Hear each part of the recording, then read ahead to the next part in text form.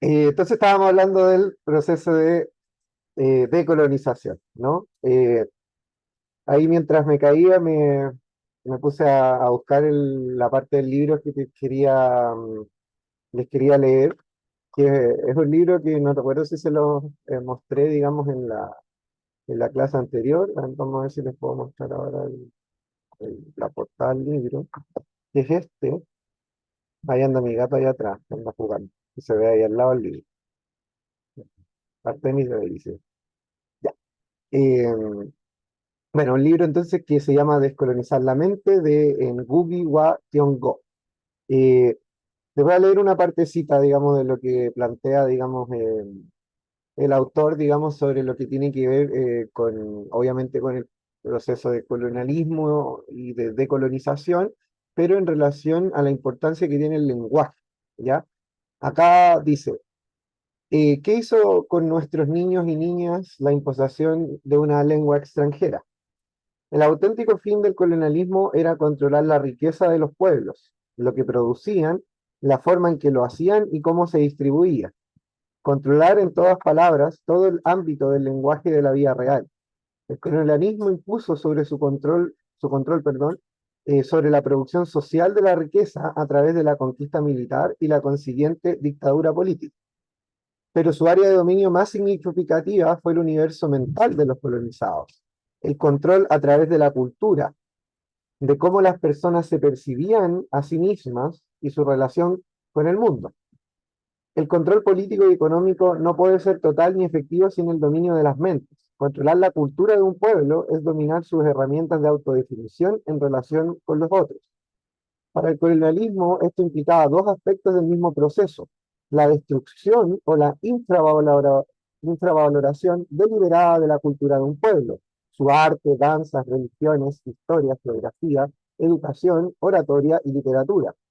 Y por otro lado, la elevación consciente de la lengua del colonizador. El dominio de la lengua de un pueblo por parte de las lenguas de los poderes colonizadores fue crucial para la dominación del universo mental de los colonizados. ¿Algún comentario sobre lo que les acabo de leer?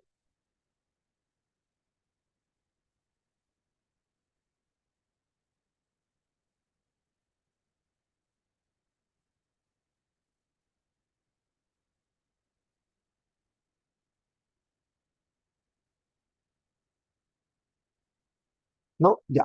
Así que por la virtualidad hay menos participación que la había cuando estamos presenciales. Pero bueno, lo que plantea un poco este autor, digamos, sobre el tema de la descolonización de nuestras prácticas, sobre todo de nuestra mente, tiene que ver que básicamente el lenguaje construye, digamos, una forma de interpretación de la realidad. Entonces, si nuestra interpretación de la realidad es a partir, digamos, del lenguaje del pueblo o la nación colonizadora, significa que la construcción de nuestra realidad es a partir, digamos, de una estructura que es externa, que no es nuestra. Entonces, al momento de la colonización, por ejemplo, en Chile, la cosmovisión que tenían, digamos, las organizaciones, pueblos de distinto tipo que vivían en el territorio que después se comenzó a llamar Chile, tenían una cosmovisión y una autodefinición identitaria de lo que significaba, digamos, el mundo, ¿no? De cómo lo percibían, las palabras que se utilizan, ¿no? Para identificar ciertas cosas que no necesariamente van a estar siendo representadas o graficadas en el idioma del colonizador, porque el colonizador ya va a traer y va a imponer una forma de entendimiento, digamos, sobre la realidad.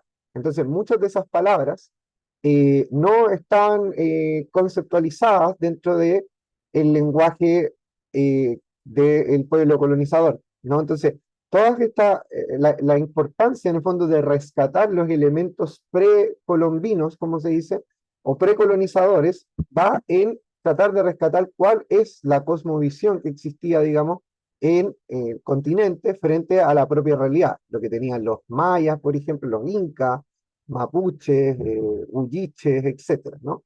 Island, dale nomás. ¿Se me escucha bien? Sí, yo te escucho bien. Ya, qué bueno, igual ahora que está diciendo eso me hizo más ruido por lo que estábamos, con lo que estábamos viendo ayer, que ayer tuvimos psicología social y precisamente estamos pasando el aspecto de identidad latinoamericana Ajá, y cómo es que mediante el lenguaje los colonizadores efectivamente, como dice usted, crean una identidad de la gente latinoamericana, de los mestizos, de la gente de Sudamérica en el fondo, donde, por ejemplo, el pueblo mapuche era flojo, eran borrachos en el fondo, como que lo máximo que habían logrado, incluso el Mercurio lo decía en su tiempo, que lo máximo que habían logrado era la domesticación del caballo en el fondo. Pero esta era precisamente porque los colonizadores venían de una lógica mercantilista, en el fondo una lógica feudalista en la que las tierras estaban hechas para ser producidas, no siendo así en la cosmovisión precisamente como de los mapuches, donde las tierras simplemente estaban ahí para existir y después el pueblo de los mapuches tomaba lo que era necesario, ¿no? Pero siempre con un respeto. Entonces, desde una cosmovisión externa en el fondo, para ellos claramente son flojos porque no entienden eh, su cosmovisión, ¿cómo se llama? La del pueblo, por decirlo así. Y bueno, también a través de eso también crean una identidad de Latinoamérica a través del lenguaje, donde los latinoamericanos están por debajo de Europa, están por debajo de Estados Unidos en el fondo también.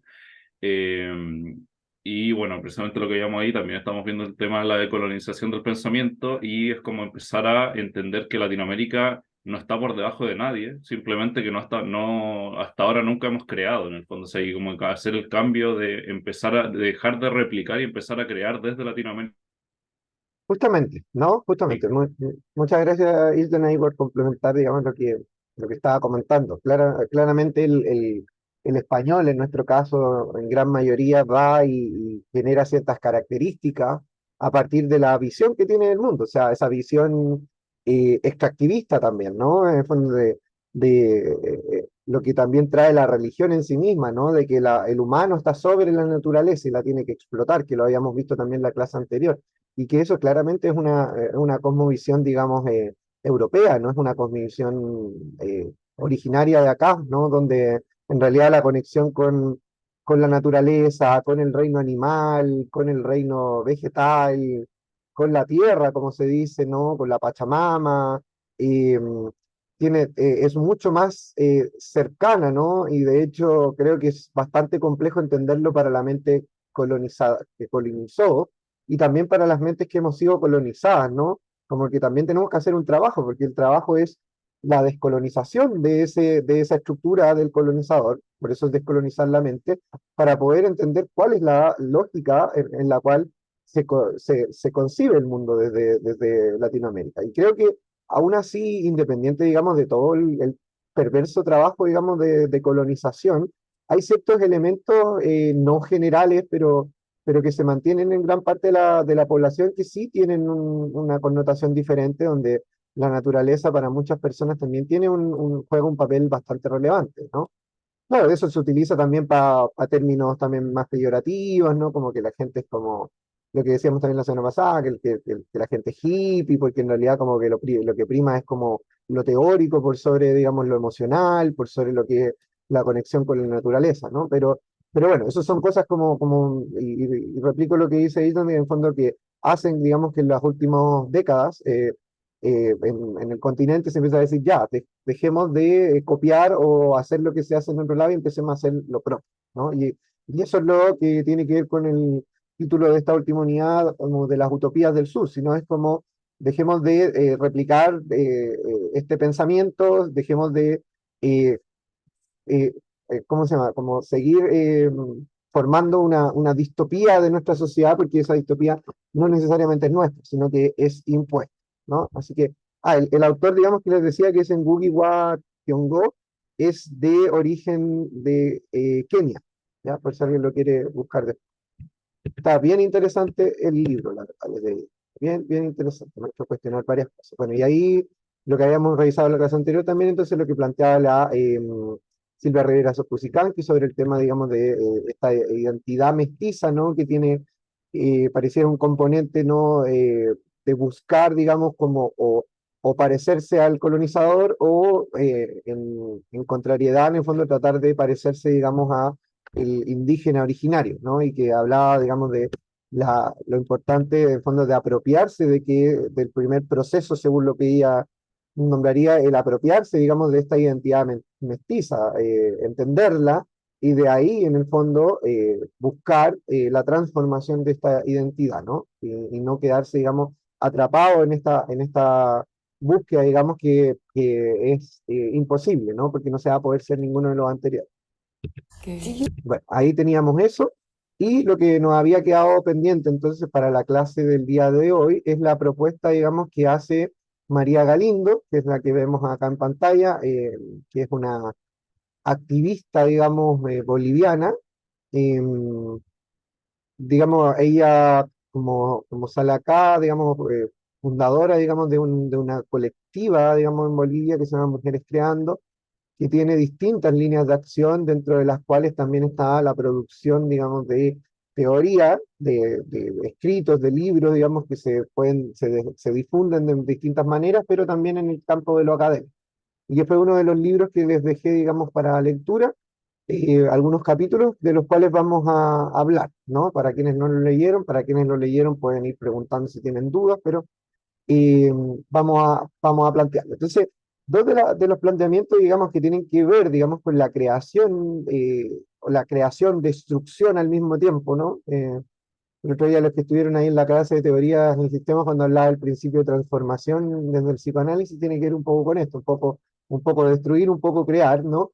Y María Galindo dice, básicamente está bien, es necesario la descolonización del pensamiento, también de nuestra mente, pero plantea al mismo tiempo de que es imposible descolonizar, digamos, nuestras prácticas, nuestra mente, sino despatriarcalizamos también nuestras prácticas y nuestra forma de funcionar. ¿Y a qué se refiere con esto?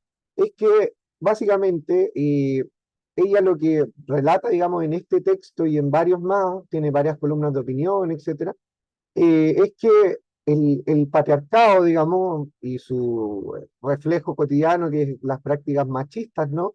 Son algo que no es exclusivamente el proceso de colonización. O sea, dice claramente, admite obviamente que la religión, la política, el ejercicio, digamos, los distintos ejercicios de poder, digamos, de los colonizadores, eh, son patriarcales y que esa es su base, que de ahí parte todo, ¿no? Pero también dice, ojo, que hay que revisar también cómo se conformaban algunas de las sociedades precolonizadas, que fueron antes de la colonización, ¿no? Porque también reconoce la lógica y la existencia de lógicas patriarcales. Entonces dice, no, porque si descolonizamos solamente, o sea, solamente, que es un proceso totalmente complejo y largo, ¿no? En el cual estamos, eh, no basta, no basta, porque en realidad es necesario el despatriarcalizar nuestro pensamiento y nuestras prácticas, ¿no? Entonces, de ahí parte entonces, para quienes estén un poco más perdidos o perdidas, la lógica patriarcal, si la vemos, digamos, de lo que pasamos el semestre anterior, que también les dejé al resto, que no había estado, digamos, algunas diapos de lo que planteaba Bonfenbrenner para entender el tema de los sistemas ecológicos, la colonización como proceso, como casi una institución, entre comillas, como ideológica, eh, o una forma filosófica de entender el mundo, es algo macrosistémico, ¿no? O sea, es una imposición macrosistémica y el patriarcado también, ¿no? El patriarcado nace, digamos, de una forma de concebir el mundo, ¿no? Y desde esa forma de concebir el mundo es colocar al hombre por encima de la sociedad, ¿no? El colonialismo lo que hace, desde esta misma lógica, es poner al hombre, pero al hombre blanco, ¿no? Europeo o estadounidense, heterosexual, le da mayores características, digamos, a este ser que va a ser superior dentro de la escala social. Pero María Galindo dice, acá en el continente, que ella le llama el continente sin nombre, eh, anterior a la llegada, digamos, de los españoles, también había lógicas patriarcales. Entonces también estaba el hombre posicionado sobre, digamos, la sociedad. Y entonces, de ahí parte, digamos, la reflexión que vamos a hacer ahora. Tania tiene levantada la mano en un momento preciso, ya que justo iba a tomar agua, así que dale luz. Tengo una duda. ¿Tienes una duda? Plantéala entonces.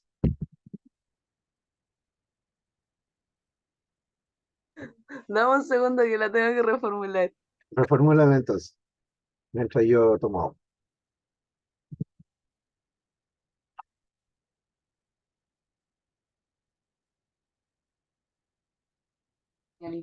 Ya, si el patriarcado no es consecuencia del colonialismo, ¿cómo llega a ser como tan global? Esa es mi duda. Es una excelente pregunta, ¿no?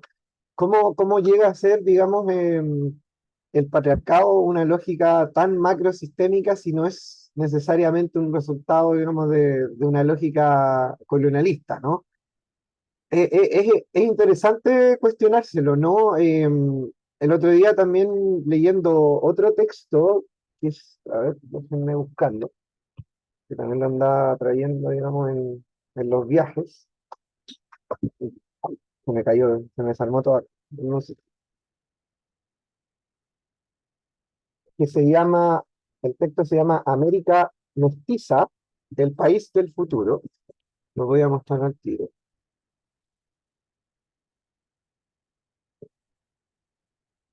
Es este, ahí, que es de William Ospina, que es un escritor colombiano. Y ahí, bueno, acá es un texto bastante interesante porque revisa, eh, a ver, va revisando en el fondo cómo está compuesta geográficamente, o está compuesto geográficamente el continente, y cómo también va caracterizando ciertas creencias precolombinas, ¿no? ¿Cómo se diría? O precolonizadoras.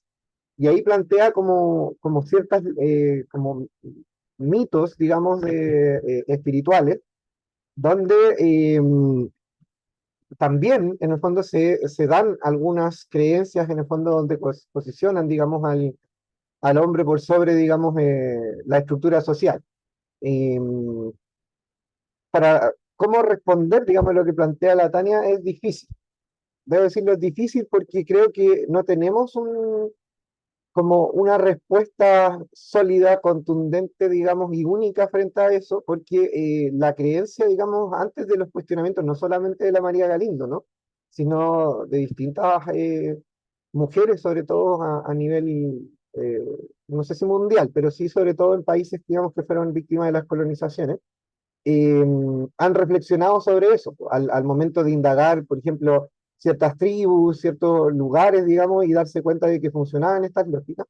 Y creo que por lo menos, y no te voy a mentir, Tania, ni el resto, hasta donde yo voy entendiendo esto, va desde un plano más descriptivo que explicativo. El hecho de por qué en el fondo funcionan o han funcionado muchas sociedades desde la lógica más patriarcal, ¿no? Las expresiones de ese patriarcado van a ser distintas, ¿no? No como la versión colonizadora que tenemos, ¿no? Pero, pero sí pareciera que es un fenómeno, no sé si global en sí mismo, pero sí bastante presente, digamos, en distintas formas de sociedad, ¿no? Eh, También, obviamente, se ha investigado y se ha visto que hay sociedades que han tendido, digamos, a ser matriarcales también, eh, y otras que no. Pero creo que en este caso ahí yo, no sé, les pido de alguna manera disculpas, pero me quedo corto. Siento que no tengo el nivel, digamos, de información ni conocimiento para poder responder, digamos, de por qué, digamos, esto es un fenómeno que no es necesariamente y únicamente de los pueblos colonizadores, sino que puede estar presente en otras cosas. Creo que una reflexión importante quizá a indagar, para que le interese investigarlo también, a mí también me interesa, y para pensar también en temas, no sé, pues, de tesis, de investigación personal, también empezar a entender, ¿no? Pero claro, partiendo de la base en realidad de no entender o no tener mayor claridad de por qué esto se da, aún así María Galindo plantea hay que despatriarcalizar nuestro pensamiento, nuestra mente, nuestras prácticas igual, ¿no? Eso, no sé si hay alguna duda.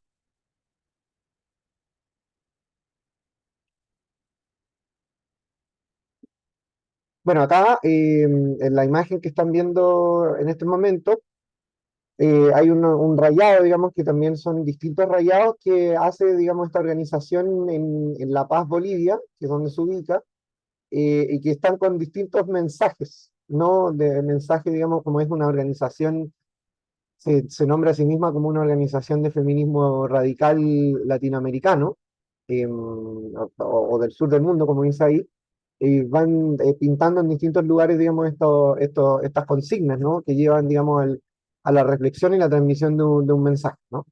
Bueno, la María Galindo también tiene una lucha desde ella también concebirse, digamos, como mujer, pero y al mismo tiempo es como, ha hecho como pública, digamos, su orientación sexual como lesbiana, que también es una digamos, de sus banderas de lucha, porque una de las cosmovisiones también pre-colonización existente, digamos, sobre todo en la sociedad boliviana, es algo que se conoce como el chachahuarmi.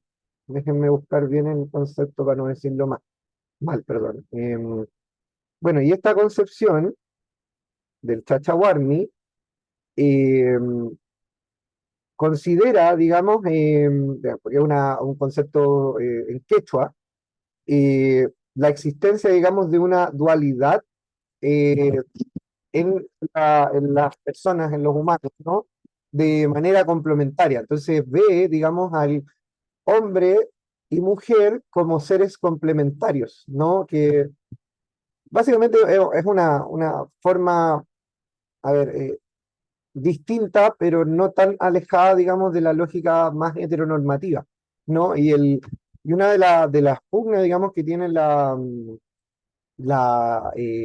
María Galindo en el fondo es como en las políticas públicas de Bolivia, porque en Bolivia no recuerdo si es una secretaría o departamento de descolonización acá no hemos llegado a ese punto, y donde se plantean unos textos donde habla, digamos, sobre el Chachahuarmi también, esta complementariedad hombre-mujer en términos espirituales y prácticos, como uno de los lineamientos de funcionamiento de la sociedad.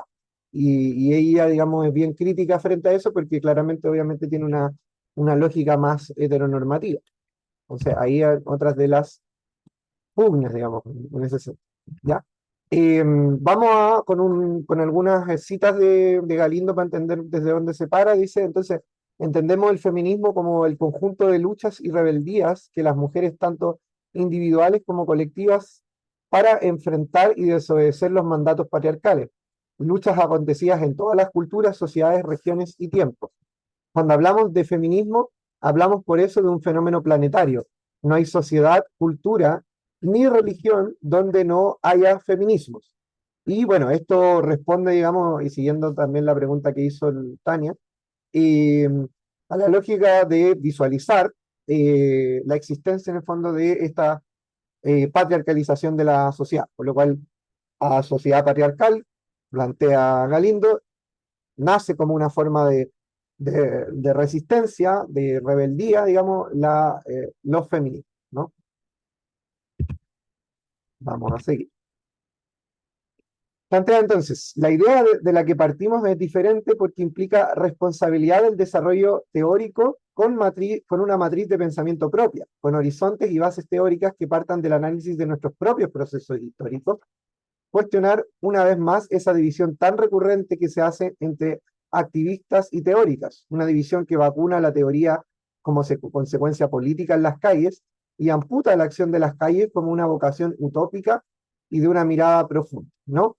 Acá, uno de los cuestionamientos base, digamos, de lo que se plantea acá y que va obviamente en contra de esta concepción más eurocéntrica, es esta lógica muy presente en la academia, ¿no? Ya que obviamente nosotros estamos en la academia, en la universidad, de que en realidad hay una separación entre lo que es la producción teórica, técnica, digamos, de la academia, de lo que ocurre en la calle. Hay una desconexión. Y es una desconexión evidente, ¿no? Evidente. De hecho, una de las críticas mayores que se le hace a la academia es su trabajo desde el escritorio, ¿no? Que, que es como generar teoría, teoría, teoría, pero sin ningún tipo de implicancia en el plano de lo práctico. A la academia, a la universidad, voy a subentender, digamos, esta es mi interpretación de lo que plantea María Galindo, es que a la academia le falta calle, ¿no? Le falta calle, como diría, digamos, la psicología de la liberación, le falta praxis. Entonces, se contenta en la producción de papers, producción de libros, producción de que se enmarca, digamos, en una élite que se transmite, digamos, esos conocimientos de manera en un rango muy, muy pobre, muy intelectual, muy alejado del entendimiento de las sociedades, etcétera, ¿no? Como dice Lichtenstein, no hay teoría sin praxis, ¿no? Que es como el eslogan, digamos, de las creaciones, digamos, latinoamericanas es eso. Y que creo que también en el ramo que mencionaba Island, y en este y en otros, vamos a intentar transmitir eso, porque la lógica de que la malla, digamos, de la U tenga prácticas, ¿no? Tiene que ver con eso. Nunca va a estar desconectado esto. Todo lo que vemos acá en esta clase y en otras clases es la parte que tiene que hacer sentido para lo que estamos haciendo en lo práctico, pero no están separadas, ¿no? No están separadas, deberían estar siempre funcionando en un conjunto. Entonces, entender cómo se piensa en la actualidad la sociedad desde el pensamiento europeo y norteamericano, nos permite entender en el fondo la respuesta y lo que ha generado, digamos, en nuestras mentes colonizadas y entender lo que le están pasando en los otros cursos. Y acá mismo, de lo que se produce acá, es hacer ese proceso de descolonización de la mente, ¿no? Y ahí, finalmente, creo que voy a hacer un ejemplo para entender más claramente esto, ¿no? Ahora que venimos del último proceso, digamos, de plebiscito constituyente, pero me voy a referir al proceso anterior, ¿no? Eh, Pasó de que, claro, se hizo una elección popular en términos democráticos, democracia representativa, ya, todas las críticas que ya por lo menos yo les he hecho sobre la democracia representativa. Pero bueno, se creó un texto que si es revisado desde el plano académico, tiene obviamente carencias, falencias, ¿no?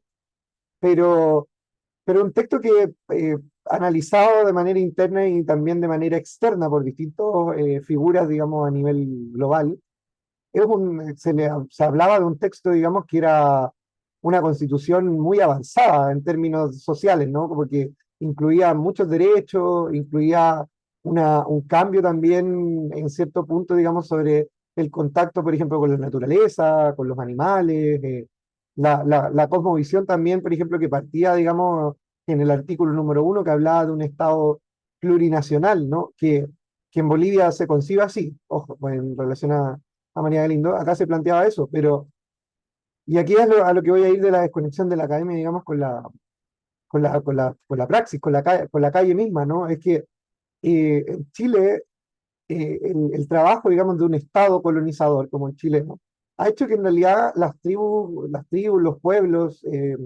como el pueblo mapuche, la comunidad mapuche, o la nación mapuche, y que no se concibe necesariamente como chilena, y totalmente de acuerdo, eh, son como un ente que está dentro de un conjunto más grande que el Estado chileno, sin que le pidieran permiso, ¿no? Entonces se les asume como chilenos o chilenas. Entonces, la categoría identitaria, que es muy, de hecho, hay mucha producción sobre esto, de que en realidad responder a qué significa identitariamente ser chileno o chilena es muy difícil de responder. No hay una identidad clara, ¿no? Sí es una identidad colonizada, perdón, pero no es claro definir qué es lo que es ser chileno o chileno. Eh, y dentro de esa misma lógica, la existencia de conceptos como lo plurinacional eh, están muy alejados, porque son conceptos académicos, teóricos. Entonces, no se entiende la plurinacionalidad en un lugar donde se asume que todo es Chile, ¿no? Y que todos somos chilenos y chilenos. Entonces, suena muy bonito en el papel, pero carece, digamos, de la calle, ¿no? Dale, Isa. Bueno, igual que con lo que decía usted, o sea, con lo que decía tú, justamente también estamos hablando de eso en la clase de ayer, pero antes de eso quería decir que también con lo que hablabas del texto constitucional, el primero Justamente una de las cosas que se había hablar era el derecho de los animales y Ujú. claramente yo creo que esa es una conversación que se va a tener más adelante porque en el fondo si es que efectivamente se le da derecho a los animales, los mismos derechos casi que a las personas, en el fondo se respetan los derechos de los animales, una conversación que también se va a empezar a tener en un futuro es el tema de si es ético o no tener mascotas en el fondo, porque si los animales tienen el derecho a la vida, el tener una mascota es una decisión impuesta en un animal, por lo tanto no respeta los derechos de la libertad y justamente yo creo que esa es una de las conversaciones interesantes que se habría dado con el nuevo texto constitucional que se rechazó lamentablemente.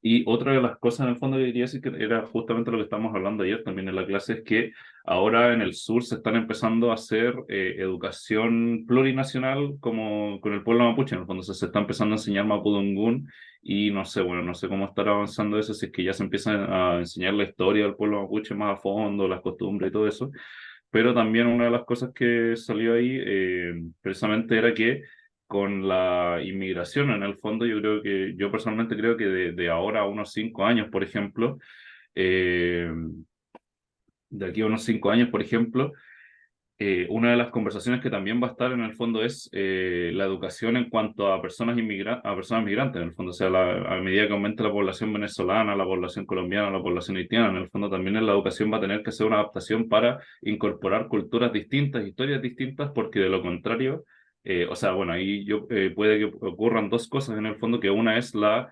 decolonización total de las personas que llegan acá, o sea, o son chilenos o se van, o otra es y que en el fondo yo encuentro que sería la mejor, que es que se empiece a plurinacionalizar la educación también, en el fondo, o sea, incorporar aspectos de la cultura, de las culturas migrantes, en el fondo también, en pos de no borrar su cultura proveniente también y también de generar una identidad cada vez más latinoamericana, más allá de simplemente chilena, en el fondo, como que igual ese es algo, encuentro yo interesante que se vendrá en los próximos años si es que se trae a colación en el fondo. O claramente la ley política podría hacer el esfuerzo de evitar que eso pase también, pero igual encuentro que es algo interesante que puede pasar. Gracias, Ethan. Sí, ahí, bueno, la Ani dice, curioso pensar en lo que quiere un animal, ¿cómo será eso? Claro, o sea, también tenemos hay una limitación en el fondo también de cómo se experiencia la vida y cómo se concibe, pero nosotros entendemos cómo pensamos, digamos, cómo sentimos y nos cuesta ya. Entonces, como llegar a entender cómo se concibe, digamos, cualquier tipo de otro ser vivo es complejo, ¿no? Sobre todo, por ejemplo, pensando en el mundo fungi, ¿no? Que también es como también es una forma de vida, digamos, que comparte también significados, etcétera, pero que no entendemos, ¿no? Y bueno, lo que plantea ahí el Easton, es interesante porque sí, probablemente se va a dar y se debe estar dando esa discusión, digamos, sobre eso. De hecho, hay personas que ya no les dicen mascotas a los a otros animalitos con los cuales conviven, se les dice animales de compañía, y yo a mi gatito Artemis le digo el Rumi. eh, entonces se da una lógica, digamos, interesante, pensando también que hay como el hecho de la aparición de las metrópolis, ¿no? De las polis como centros, sobre todo urbanos, hacen de que en realidad las especies animales que vivían, digamos, en esos lugares vean invadido su espacio. Entonces básicamente quedan como subyugados, digamos, a la voluntad humana, ¿no? Entonces, sí, hay harto tema ahí, ¿no? Lo cual también hace que otras especies se vayan. En la pandemia se vieron esos ejemplos de que a la gente no salir, muchas especies animales eh, avanzaban, digamos, o volvían hacia las ciudades. Entonces, eso habla de que en realidad no es que quieran estar fuera de esos espacios, sino es que en realidad es el temor a la humanidad, ¿no? Y eso es una cosa en relación a lo que planteaba, digamos, Easton también sobre el tema de la educación, ¿no? Acá tenemos un vivo ejemplo, en el fondo, de la incorporación de otras miradas, digamos, dentro del plano educativo, que, que, que deberíamos, lo digo por todos y todas, deberíamos empezar a llevar, digamos, a los distintos espacios, como debería ser la educación primaria, secundaria, ¿no? También. Y ahí, claro, en los fenómenos migratorios se da en la parte práctica, ¿no? Volviendo, digamos, a salirnos un poco de la academia, se van dando como ciertas síntesis culturales, ¿no? Se van mezclando, digamos, muchos elementos, ¿no? Pasa de que, sobre todo en Chile, se ha visto muy visible con el tema de la alimentación. Em, si bien tenemos los completitos, digámoslo, y algunas otras comidas o sea, me gustan los granados, etcétera, en realidad Chile no tiene una cultura alimenticia tan vasta. Y muchos de los platos también son platos que provienen, digamos, de la colonización. Entonces, la alimentación es uno de los fenómenos que se ha adaptado de manera, o se ha incorporado de manera más rápida, ¿no? Como la comida, hablábamos en algún momento, la comida peruana, por ejemplo, la comida china, y también está pasando, digamos, con las comidas que vienen, digamos, de lugares como Colombia o Venezuela, por ejemplo, las arepas, ¿no? Entonces, o los hot dogs o perros calientes, como le dicen también en esos lugares que también se han ido, son parecidos a los completos, pero no iguales. Entonces también se han ido posicionando dentro de la dieta alimenticia. Entonces, esos intercambios culturales va a depender mucho de las políticas, diría Von Brenner, ahí más exosistémicas, ¿no? Hacia abajo, de dónde las vamos a colocar en el funcionamiento de, por ejemplo, el Estado, ¿no? Y lo vamos a hacer como plantea Lista en el fondo de incorporar estos elementos o vamos a insistir, digamos, como, digamos, la hegemonía, digamos, del pensamiento del Estado donde las personas llegan, ¿no?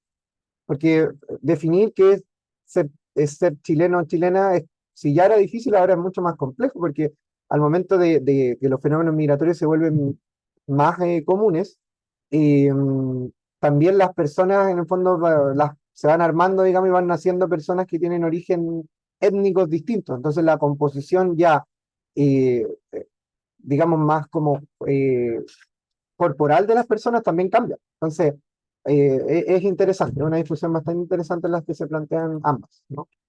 Eh, bueno, seguimos con Galindo, entonces dice, la despatriarcalización se presenta como una alternativa teórica conceptual ante la lógica de la inclusión, ¿no? Algo que también vamos a conversar de inmediato. Ante la lógica identitaria como también ante el solipsismo, que está ahí en pie de página, digamos lo que significa, que son tres tendencias en las que se ha enfangado el feminismo. La despatriarcalización se presenta como una otra vertiente teórica distinta, capaz de marcar otros desafíos que parte desde otro análisis, de una lectura creativa y renovada sobre el universo de las mujeres, instalando nuevos horizontes transformadores y subversivos, ¿no? Y hay un cierto ser que está haciendo un escándalo atrás, no sé qué está jugando.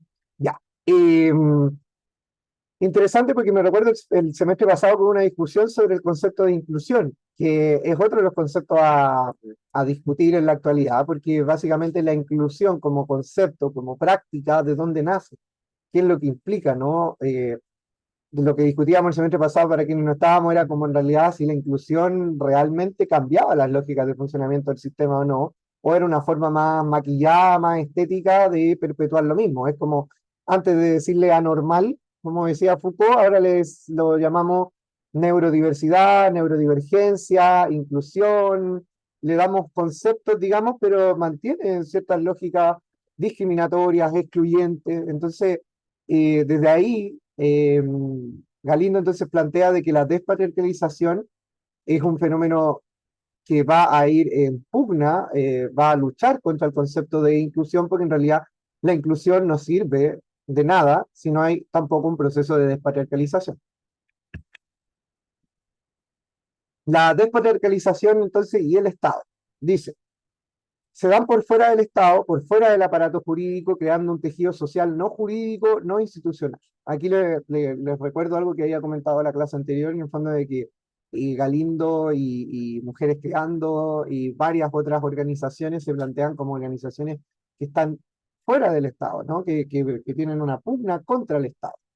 El ejemplo más claro de esto se ubica en la economía informal, que opera por fuera de las redes institucionales, pero que al mismo tiempo es vital para las economías formales y para la satisfacción de una serie de necesidades que solo en la economía informal están al alcance de cualquiera. Abarata el costo de vida y suprimirlo para el Estado es imposible. No se suprime el tejido social que la economía informal ha creado, pero sí lo hostigan permanentemente, lo chantajean y crean mecanismos para chupar todo el excedente económico que genera.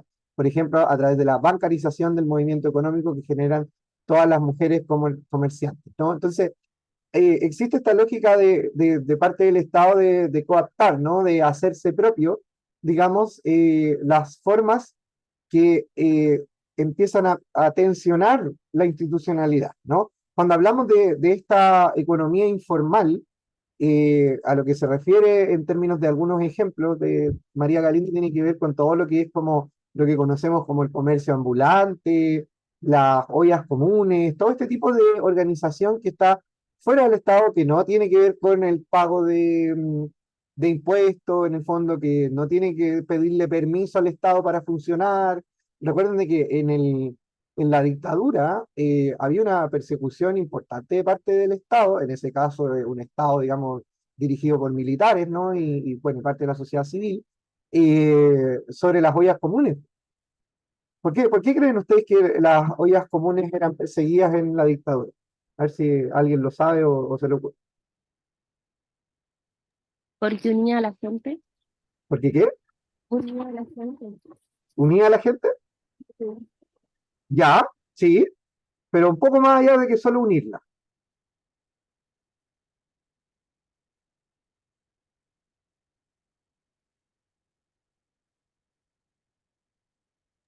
Aparte de unirla, yo creo que es más como el tema de la reunión en sí, el, como, el juntar pensamientos, sentires, eh, crear como, no sé, una minoría, Sí, eh, por ahí va.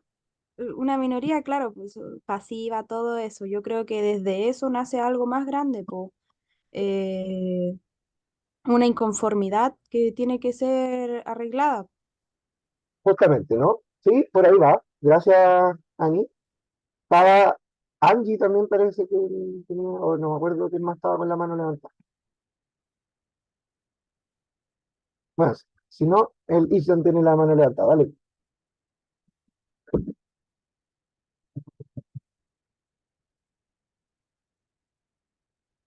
Deslevantó la mano. Ya. Sí, por Perdón, ahí. perdón, perdón que me había muteado, perdón. Ah, ya, dale. Que justamente como decía Nayesca, yo creo que efectivamente es un punto de reunión, pero también es un punto que le quita poder al Estado en el fondo. Y precisamente en la dictadura lo que se buscaba era que el Estado militar en este momento tuviera el control de todo. Entonces, que la gente se reuniera para eh, realizar estadios comunes le quitaba poder al Estado, dado que la gente se podía organizar para no depender del mismo en el fondo. Justamente, o sea, era visto como un peligro político, ¿no? Básicamente, y lo vamos a resumir, se veía como una organización política que podía, en el fondo, obviamente para un estado militar paranoico, ¿no? Podía presentar en el fondo formas de organización política que no las iban a ver solo como una vía común, ¿no? La veían como una forma en el fondo de casi como de organización política, digamos, contra el Estado. Entonces, y hasta el día de hoy de manera distinta se ve de esa manera, ¿no? El Estado va a tratar de controlar todo. Ese es el tema.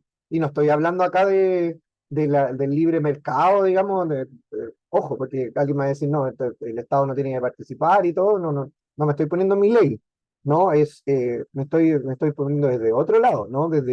Porque una cosa es que el mercado regule y otra cosa en el fondo es ver a las personas, a los agentes políticos, políticas, digamos, como capaces en el fondo de autogestionar su propia forma de vida, ¿no? A través de la producción, ¿cómo se llama?, de la repartición y del compartir, por ejemplo, algo como la alimentación, ¿no? Vamos entonces, sí. Podemos analizar las relaciones entre el Estado y el universo de las mujeres es en cuanto al control sobre la soberanía del cuerpo, la reproducción y el trabajo de las mujeres. Por ello, los sujetos que por excelencia reflejan las relaciones entre el Estado y las mujeres son las putas, las madres, las amas de casa, convertidas en comerciantes y en exiliadas del neoliberal.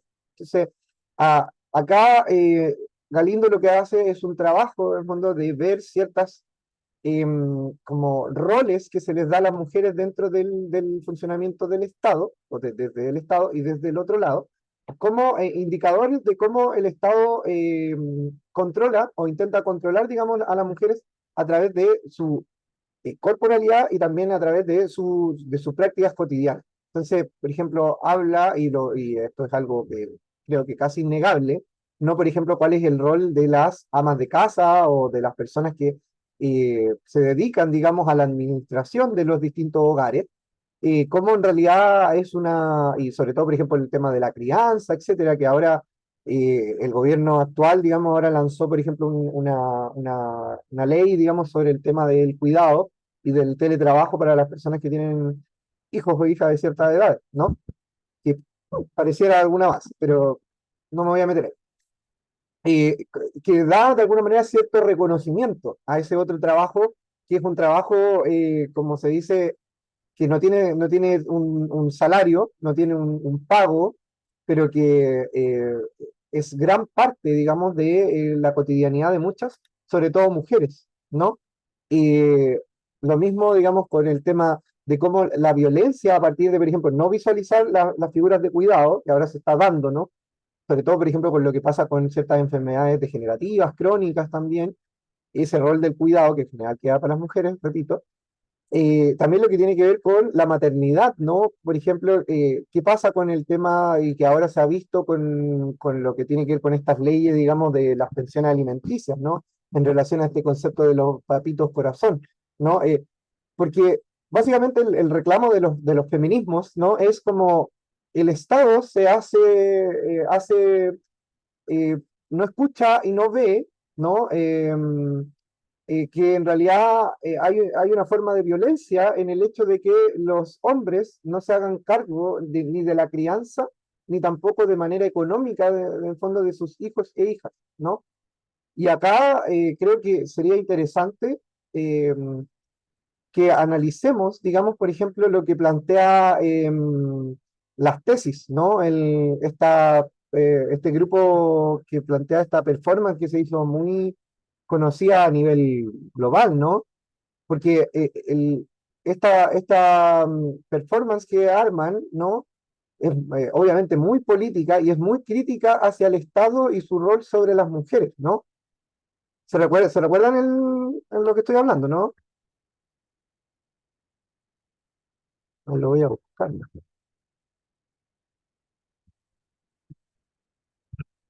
Para que analicemos un poco lo, lo que se dice, ¿no?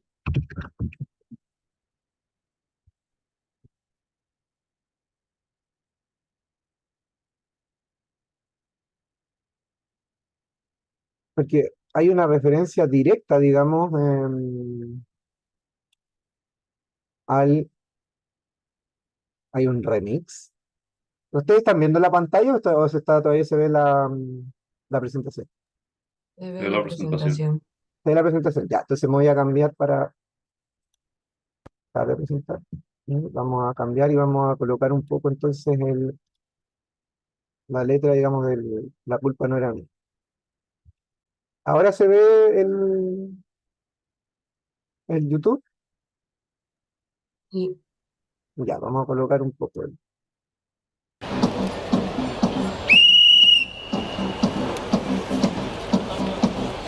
patriarcado es un juez que nos juzga por nacer y nuestro castigo es la violencia que no ves. El patriarcado es un juez que nos juzga por nacer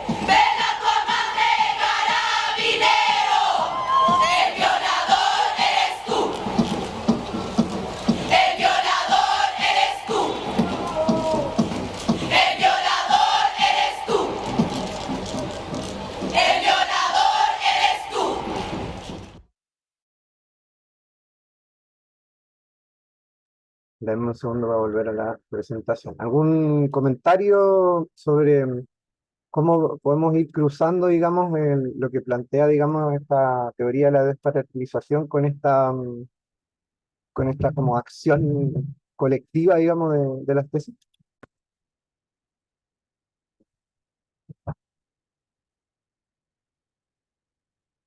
¿Se ve la presentación de nuevo?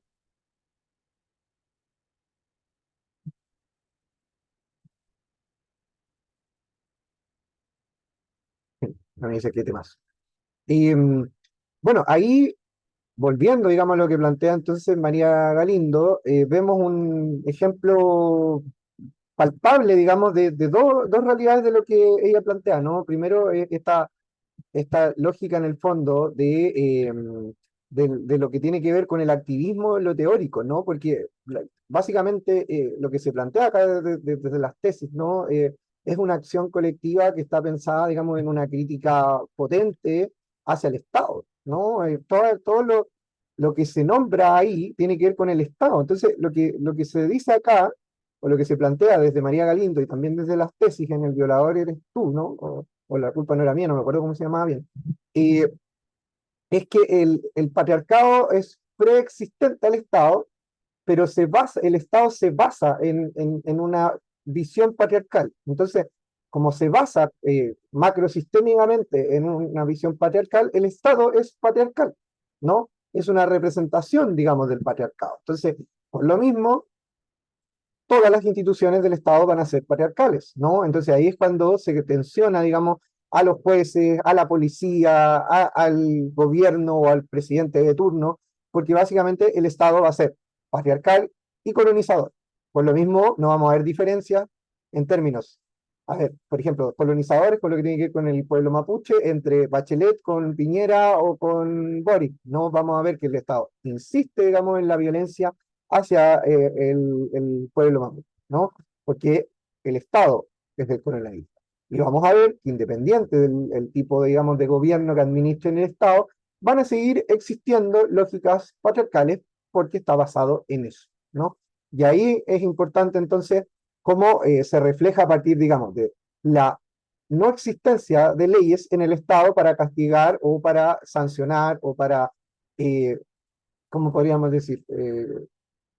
Resguardar, digamos, los derechos de las personas, sobre todo de las mujeres, como tiene que ver con el tema económico, ¿no? La violencia económica que tiene que ver con el fondo, con el no pago, por ejemplo, de las pensiones, ¿no? Los femicidios y etcétera, etcétera, ¿no? Y que todo eso, en el fondo, todas estas discusiones legales que han llevado a ciertas leyes, ¿no? En la actualidad tienen que ver con, obviamente, con estas visiones desde los feminismos, ¿no? O sea, al Estado no se le va a ocurrir cuestionarse eso y no lo va a hacer, ¿no? Por eso el cuestionamiento a conceptos como la inclusión, porque básicamente el cuestionamiento que va a hacer María Galindo en realidad es hacia el Estado, es realmente el Estado quien tiene que regir nuestra forma de funcionamiento, pensando en que en realidad la conformación de los Estados-naciones viene desde una lógica colonialista, la separación de los países, las fronteras, todo eso tiene que ver con una visión colonizadora, ¿no? Por eso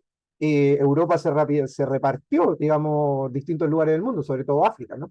Donde cada país que estaba en ese momento colonizando se quedó con una zona estratégica, ¿no? Y eso se hizo, de hecho, en una reunión en Europa, donde se dividieron los países.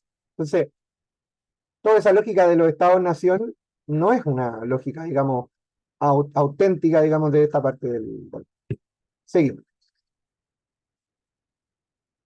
La relación entonces con la prostitución y la maternidad son dos campos que los estados históricamente han regulado y tematizado. Uno vinculado a la reproducción y el otro vinculado al control sobre el cuerpo de las mujeres. El estado proxeneta cosifica el cuerpo de la puta en función de las necesidades del prostituyente, convirtiendo el cuerpo de la puta en mera vagina al servicio del prostituyente, convirtiendo el cuerpo de la puta en contaminante y peligroso o enfermo. Esta relación entre el Estado proxeneta y el cuerpo de la puta se puede entender de allí al cuerpo de las mujeres cosificado, funcionando a las necesidades del Estado patriarcal. ¿A qué se refiere esto? Que la preocupación, entre comillas, del Estado en relación a la prostitución siempre ha estado primero hacia los cuerpos de las mujeres, porque en realidad cuando concebimos prostitución, básicamente nuestro imaginario mental siempre va a ser una mujer o una persona trans, y, y en razón de eso siempre va a estar en la discusión en relación a la ilegalidad y entre comillas a lo que tiene que ver con lo sanitario, pero nadie se mete en realidad en el fondo en el rol que tiene, en el fondo, quién controla ese comercio, digamos, entre comillas, ilegal, ¿no? Y cómo en el fondo es visto el Estado, en realidad el cuerpo lo único que visualiza entonces es el cuerpo de las mujeres que ejercen la prostitución, y nada más. Acá tenemos entonces la vigilancia también sobre la madre. Toda mujer que entra en un rango, aunque sea mínimo, de conflictividad con el padre de sus hijos y de su hija, sabe que el Estado protegerá al padre y pondrá a la madre bajo vigilancia social, policíaca y psicológica, ¿no?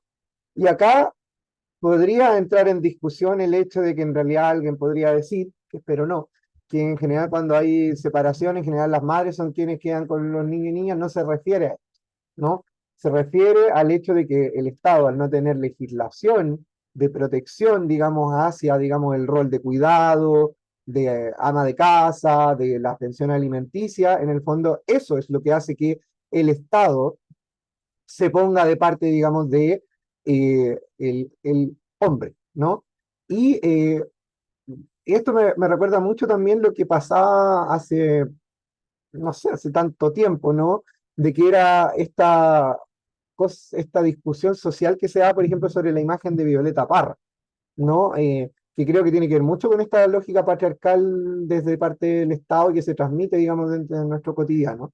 Es que la imagen de Violeta Parra a nivel fuera de Chile es como casi hay una unanimidad, digamos, de que es una de las artistas más brillantes, digamos, de la historia de la humanidad, ¿no? Y yo, la verdad, estoy totalmente de acuerdo con eso, porque para mí Violeta Parra representa no solamente una cantante, ¿no? Sino que Violeta Parra pues, era cantante, era investigadora, porque básicamente lo que ella hizo fue como rescatar, digamos, muchas de las cosas que estaban en los distintos lugares de Chile y transmitirlas a través de una expresión artística. Pero claro, lo que se hablaba de Violeta Parra era que sí, el imaginario, lo que se hablaba, imaginario social, ¿no? Que era mala madre, ¿no? Y que se había suicidado, ¿no? Y eso tiene que ver mucho con esto que les leí al principio de la clase, ¿no? De que tiene que ver con esta desvalorización que se da, digamos, de la cultura, de la desvalorización o infravaloración, digamos, de la cultura originaria de los pueblos, ¿no? A través de esta mente colonizadora, ¿no? Entonces, es inentendible, ¿no? Inentendible, porque claro, eh, nadie se cuestionaba el rol del padre dentro de los hijos o hijas de Violeta Parra, ¿no? Era Violeta Parra la madre, la mala madre, la madre loca, la madre abandonadora, ¿no? La mala madre, como se diría, ¿no? Y como alguna vez mi mamá ha dicho, la madre desnaturalizada, ¿no? Porque en una sociedad patriarcal muchas de las mujeres se conciben identitariamente desde su rol de madre, ¿no? Y desde su rol de madre que es sumamente deslegitimado, más allá de la mamita que te dicen en el COSAM o en los servicios de atención pública primaria, no hay, no, el Estado es mera violencia, digamos, sobre la figura de la madre, ¿no? Segundo, entonces, la exaltación utilitaria de la maternidad. Los estados en relación utilitaria fomentan o frenan la maternidad según su conveniencia.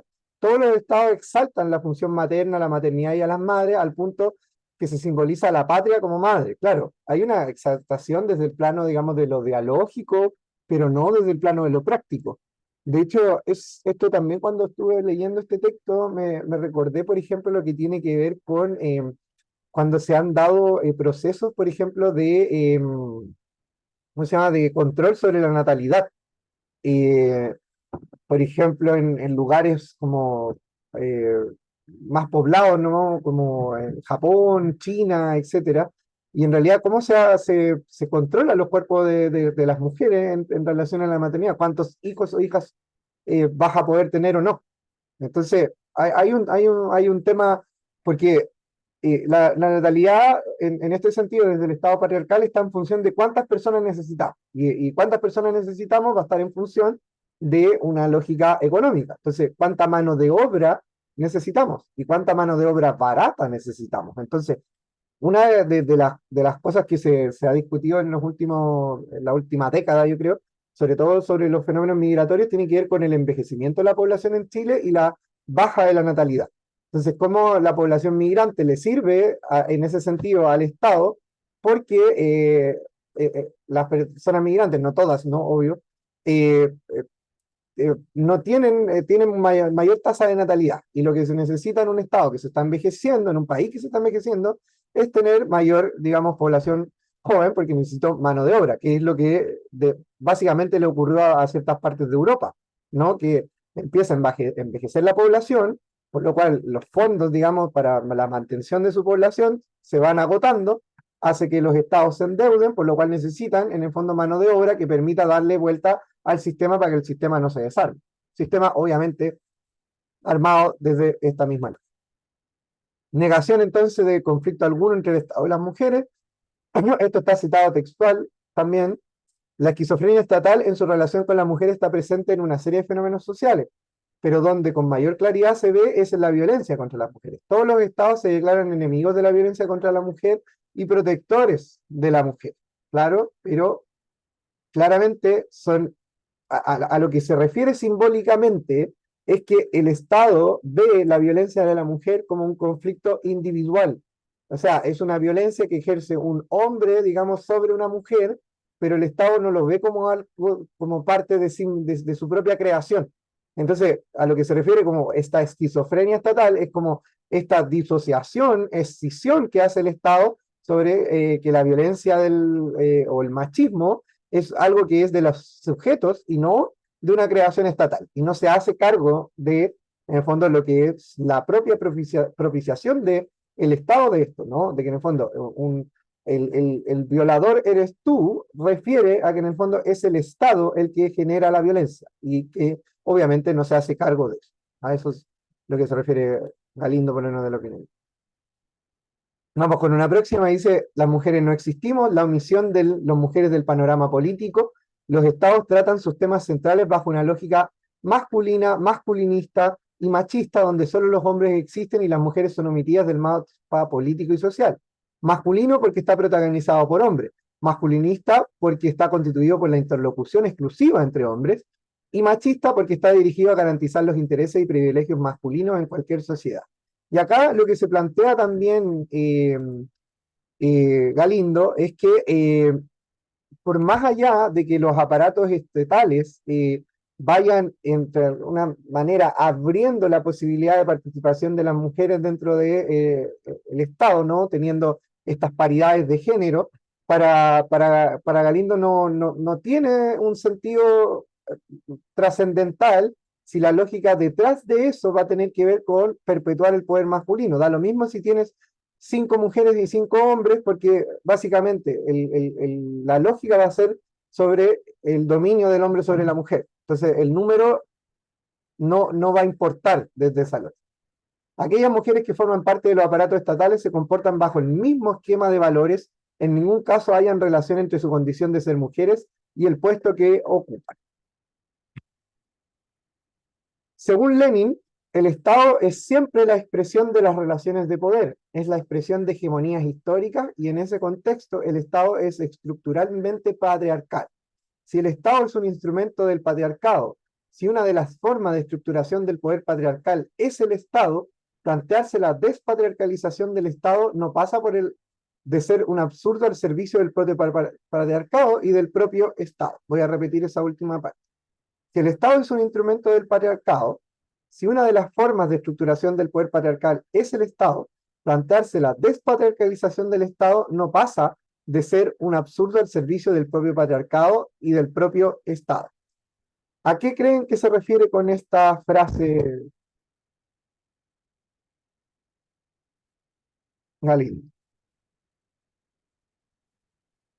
O María le podrían decir.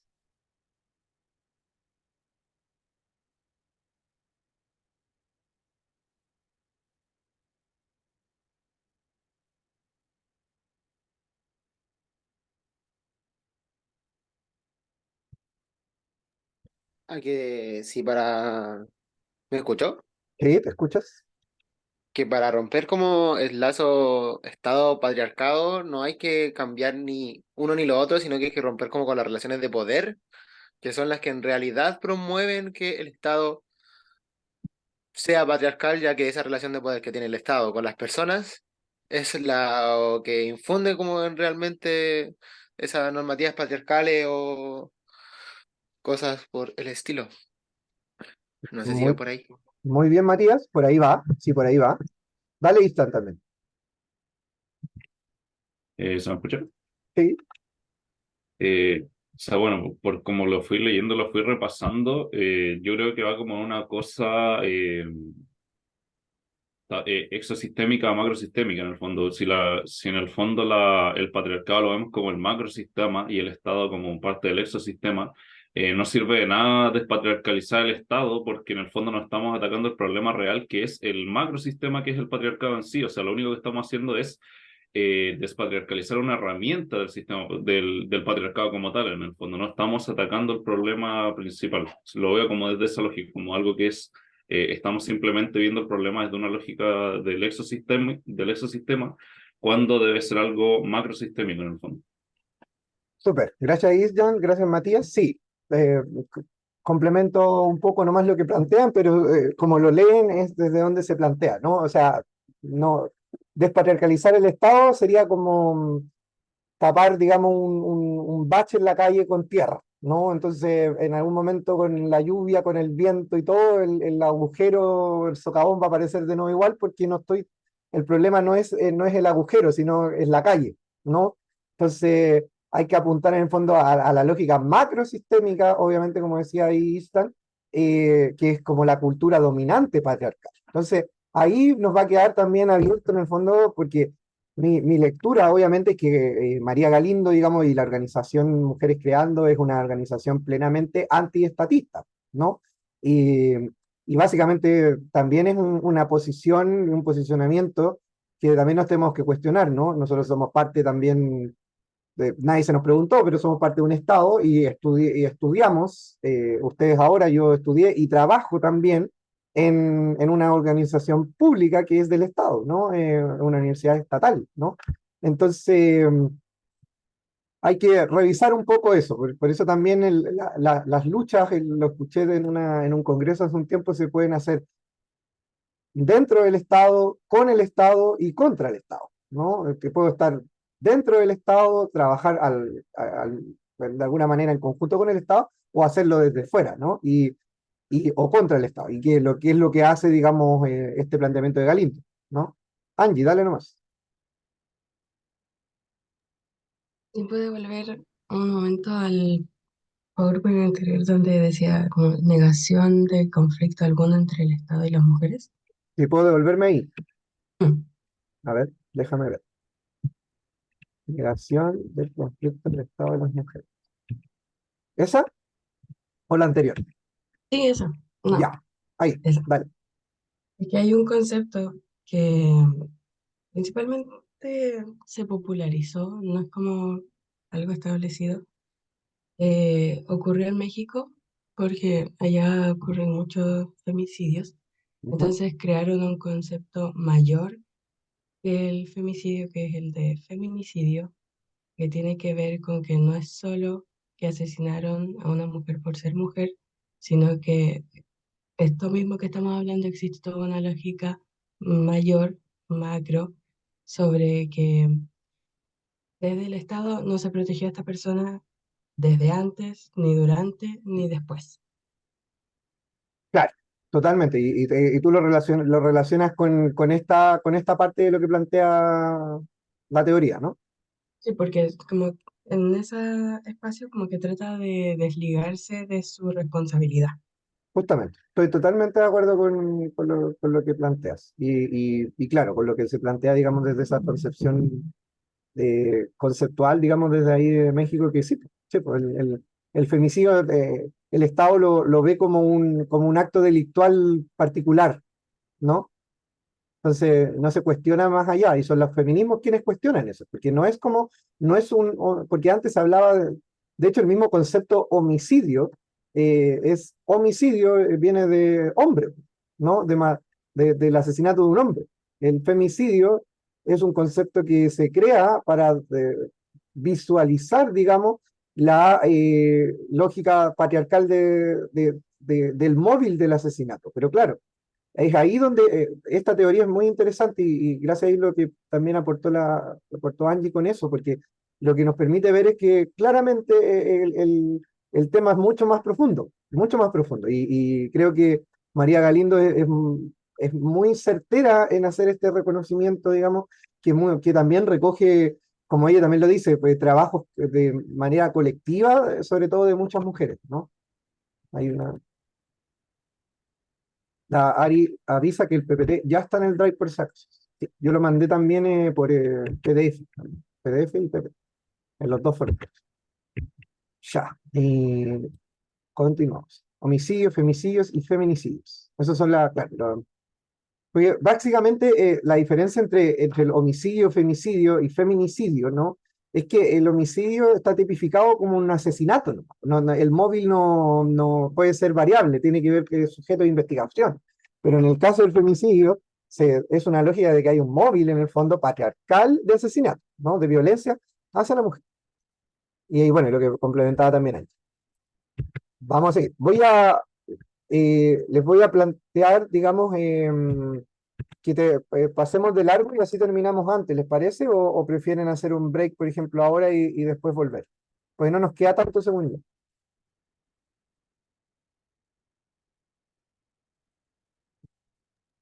Profe, mejor terminamos antes.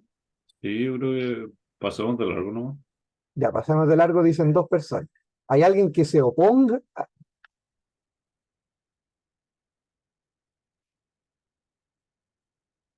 No, estoy de acuerdo también yo.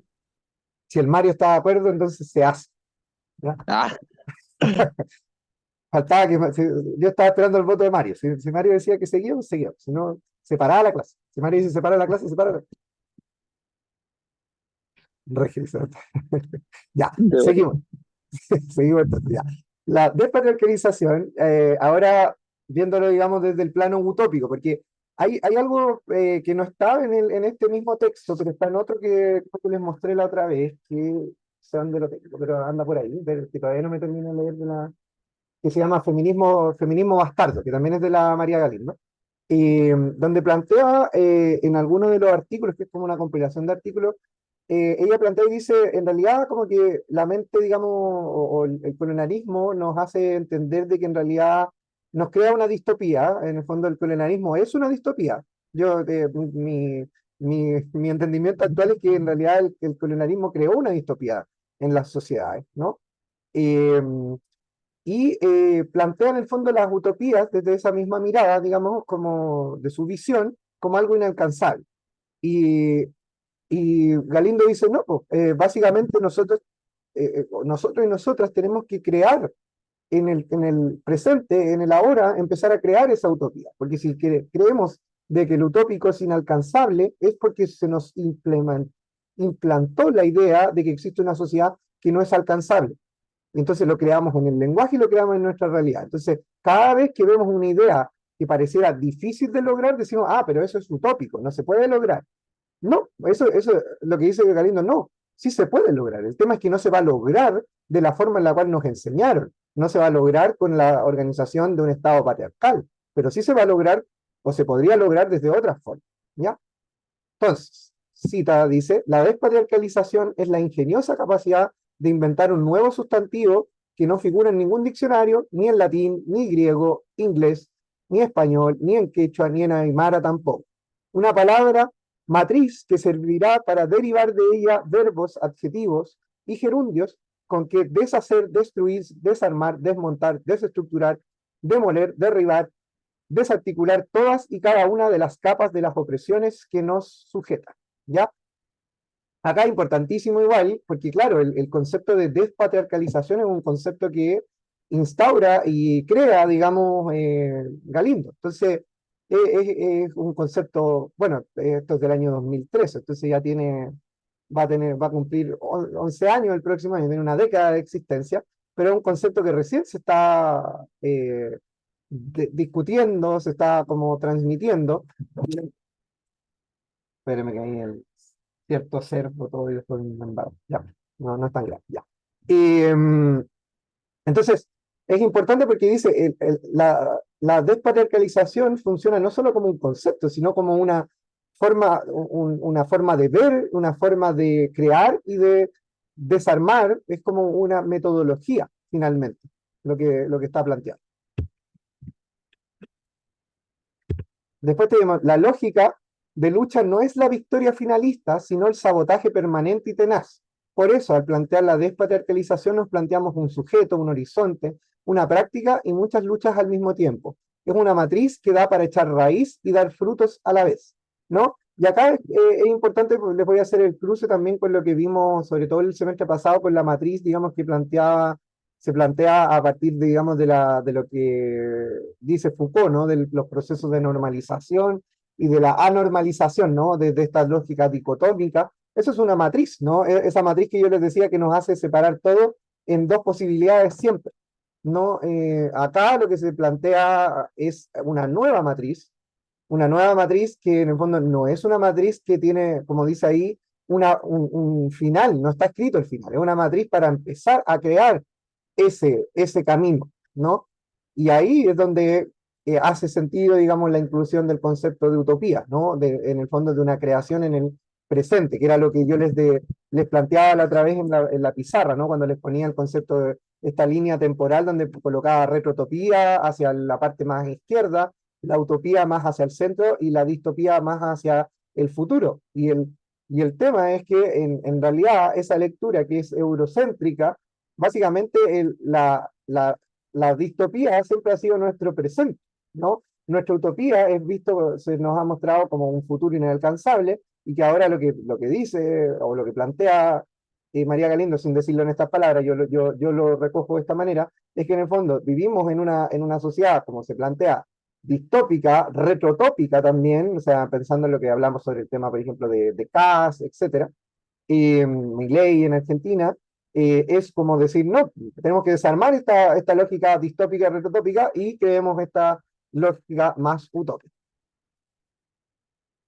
La utopía para nosotras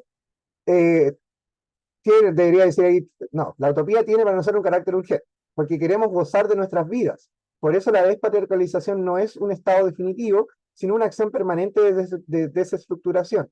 La definición de la despatriarcalización no es el dibujo de una sociedad ideal, lejana e inalcanzable. Por eso repito que la despatriarcalización no es un proyecto político finalista. La despatriarcalización es una nueva palabra que nos hemos inventado para designar nuestra lucha desde afuera, que es donde nos hemos colocado. Sirve para designar el lugar, pero también al mismo tiempo el horizonte, porque desde afuera no luchamos por entrar, sino por derribar la puerta.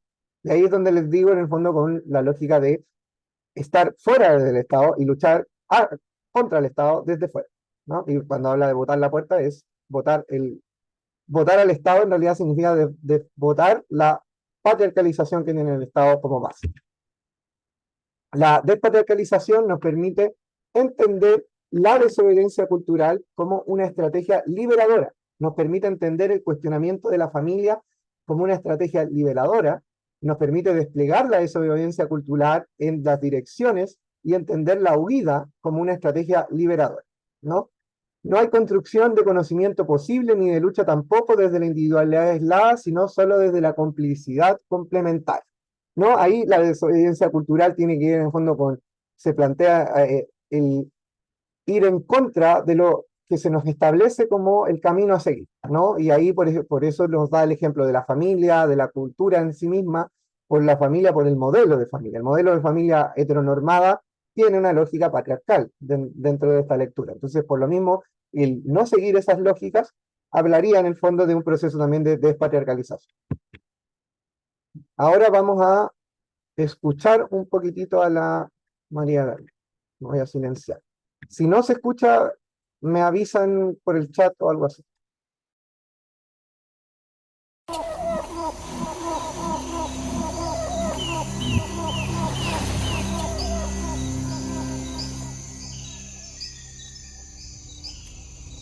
Soy María Galindo, pertenezco al movimiento Mujeres Creando Tengo 55 años, soy lesbiana pública y a mí me gusta presentarme como GLBT, gorda, lesbiana, terca y boliviana. Y estoy hablando con ustedes detrás de un quipus que representa un instrumento que hoy no podemos descifrar, que ya no podemos comprender y que representa de alguna manera toda la extirpación de nuestro proceso de conocimiento en esta parte del mundo. Por eso es que las mujeres creando decimos, no se puede descolonizar sin despatriarcalizar, y planteamos un feminismo que no es un proyecto liberal de derechos para las mujeres, sino que es un proyecto de lucha social antisistémica.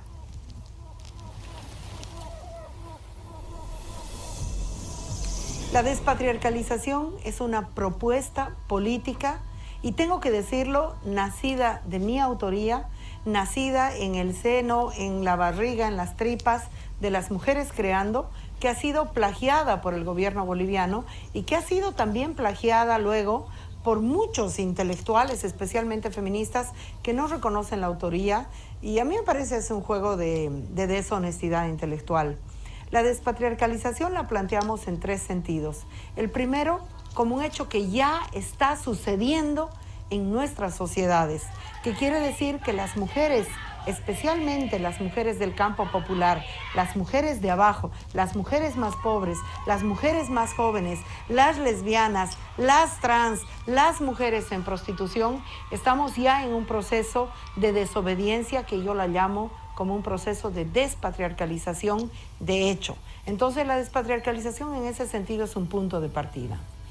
La despatriarcalización es un método, es decir, es cómo enfrentas una estructura de poder, una institución patriarcal, la enfrentas para despatriarcalizarla. Es como un método contrario a la lógica que nos venden, que es del empoderamiento, porque si el problema es el poder, lo que hay que hacer es despojar de poder esa relación, despojar de poder esa institución, y eso es despatriarcalizar. No empoderar, sino desestructurar el poder. Y por último, la despatriarcalización funciona como utopía, como horizonte. No se trata, y en ese sentido sirve como un punto de confluencia de los más diversos y diferentes feminismos, porque no hay un feminismo, hay muchos feminismos hoy muy vivos y que están naciendo en nuestro continente, que necesitamos un hilo de confluencia. No decimos, cada quien que haga las prácticas políticas que le parezcan, cada quien que responda a la matriz política, ideológica que quiera, pero necesitamos las feministas un hilo que nos conecte, un punto de confluencia, y ese punto de confluencia se llama despatriarcalización en cuanto a utopía social. Mira, yo estoy en búsqueda de una nueva palabra, y lo digo en serio, porque sobre el feminismo hay en este momento operaciones desde, digamos, los espacios hegemónicos y también desde las propias lógicas de mercado, por venderte un estuchito que diga yo soy una mujer libre, para confundir todo este proceso del feminismo. Entonces yo la verdad es que así como hemos construido la palabra despatriarcalización, tengo muchas ganas de encontrarle una palabra sustitutiva. Pero por ahora digamos que me reconozco feminista, y cuando hablo de una revolución fallida me refiero a todo el proceso de los 80s y de los 90s que fue capturado por el neoliberalismo. El proceso de organización, de rebelión feminista fue capturado por el neoliberalismo para capturar las rebeldías, la capacidad organizativa de las mujeres y colocarnos como un colchón amortiguador de las políticas del ajuste estructural nacidas en los años 80. Entonces, para ponerte algunos ejemplos, el sobreendeudamiento de las mujeres fue parte, esa cosa del microcrédito a las mujeres y convertir a las insolventes desempleadas en deudoras y emprendedoras, fue una de las operaciones precisamente del modelo neoliberal, y esas operaciones se las calificó como feministas, cuando nosotras decimos eso no es feminismo, eso es tecnocracia de género. Otra de las capturas de los años 80 y 90 fue la ley de cuotas en los partidos políticos y la ley de paridad y alternancia, que es agarrar mujeres para representar proyectos patriarcales bajo la lógica de que una mujer representa a otra mujer bajo un principio biológico y no bajo un principio ideológico. Entonces, hay una fallida revolución feminista que tenemos que tomarla muy en cuenta para que en este nuevo ciclo de feminismos y de efervescencia de nuestras luchas no nos vuelva a pasar lo mismo, no tropecemos, como dice el bolero, con la misma piedra, ¿no? Mira, yo creo que se han agotado algunas de las estrategias de lucha del movimiento popular. La huelga de hambre está completamente agotada. La marcha masiva está de muchas maneras agotada, pero más allá de que esté agotada, está inhabilitada para comunicarse con la sociedad, está inhabilitada como forma de resistencia, está inhabilitada como forma de activar la fuerza creativa de la lucha social. Entonces, yo creo que tenemos que inventar otras formas de lucha social, eso es absolutamente urgente, pero al mismo tiempo, la calle para mí sigue siendo el escenario político más relevante de nuestras sociedades. Sigue siendo el escenario por excelencia de la democracia. Entonces, la toma del espacio público y la toma de la calle es algo que para mí sigue siendo el eje de cualquier forma de práctica política para hacerte escuchar. Y al mismo tiempo creo que tenemos que construir una voz pública, necesitamos una voz pública para hablar, para soñar, para denunciar, para reír. ¿Y cómo se construye esa voz pública? ¿Desde dónde se construye esa voz pública? ¿A partir de qué se construye esa voz pública? ¿Con quién dialogas cuando construyes una voz pública? Los medios de comunicación, totalmente gobernados, hablamos de los grandes medios de comunicación, o cooptados por los estados y los gobiernos, o cooptados por las lógicas de mercado, y además como instrumento de idiotización de las sociedades, no son el escenario desde donde vamos a construir esa voz pública. Esa voz pública se la construye desde la calle, pero entra en juego la poética de nuestra lucha. Entonces nosotras pensando en todas esas cosas, hemos ido generando esto que son las acciones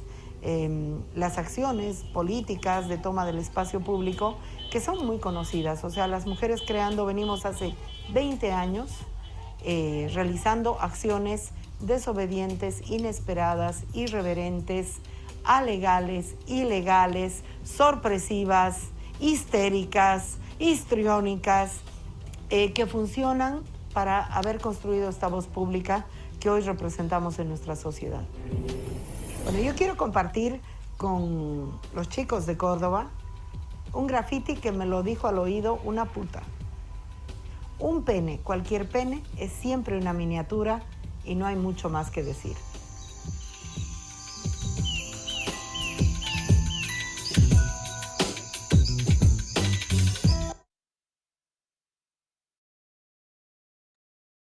Ya, ¿algún comentario del video? Ya estamos llegando ya a la última parte.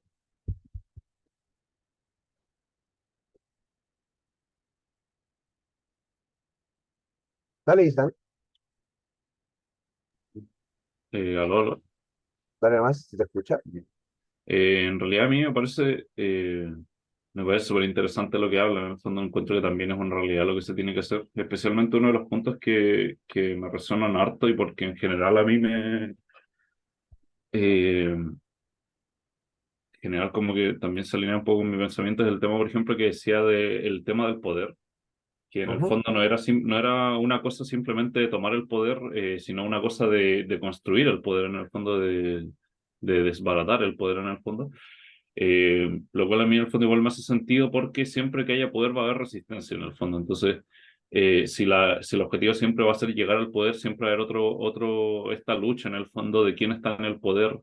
Entonces puede que, claro, se toma el poder, pero después la persona que no está en el poder lo va a querer tomar en el fondo y va a ser como una lucha constante en ese sentido. Y por eso yo también considero que efectivamente que hay que destruir el poder en pos de generar un tejido más no jerárquico en el fondo. porque precisamente una de las cosas que a mí nunca me hace sentido, por ejemplo, que lo veo siempre en Instagram, este tipo de cosas, son como las peleas hombres-mujeres, por ejemplo. Ay, no, es que los hombres hacen esto, las mujeres hacen esto. Ese tipo de peleas, ese tipo de post que, por ejemplo, que se hacen, lo único que siento yo que logran es agrandar una brecha imaginaria que existe. O sea, bueno, no es una brecha imaginaria, es una brecha que existe realmente impuesta por el patriarcado, en el fondo. Y lo único que hace es acentuar esa brecha cuando en realidad lo que debería haber ahí sería diálogo para evitar ese tipo de confrontaciones, en el fondo, porque eso lo que hace eso es realzar lo que el patriarcado impone, en el fondo, que es esta lucha entre dos sexos o de géneros, lo que fuera, ¿cachai? Y bueno, o sea, por eso en el fondo a mí también encuentro igual que a lo mejor no sé si voy en línea con lo que ella dice, pero también me parece súper interesante eso de construir el poder más allá de simplemente ir a buscar el poder.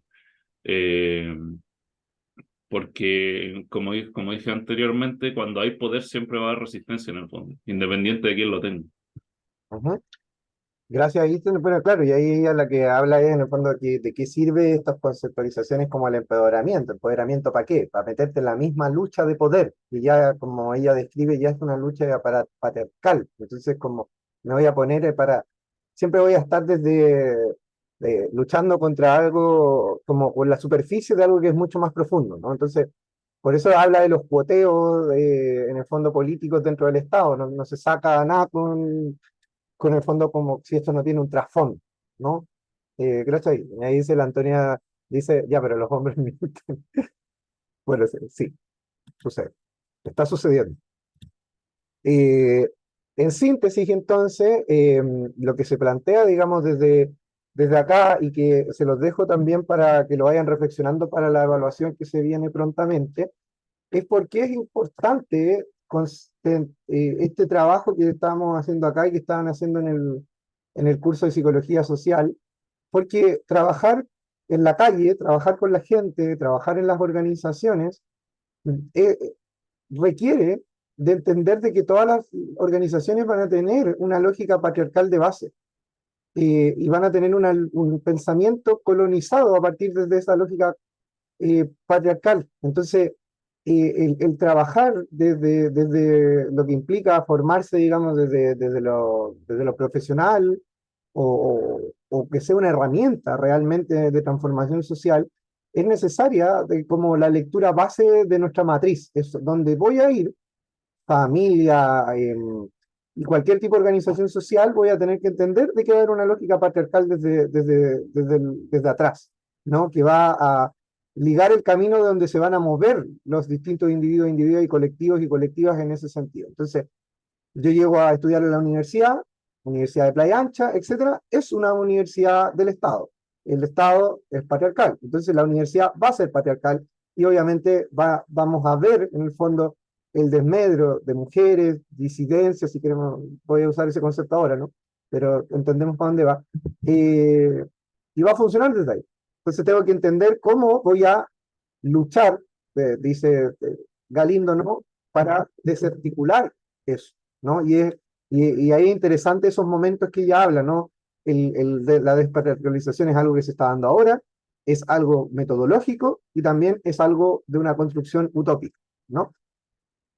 Entonces, unimos ambos conceptos, entonces este planteamiento de las utopías, digamos, o desde las epistemologías, si queremos decirlo, del sur, es seguir en este proceso de despatriarcalización y descolonización de nuestro funcionar cotidiano y de nuestras mentes, ¿no? Y prácticas.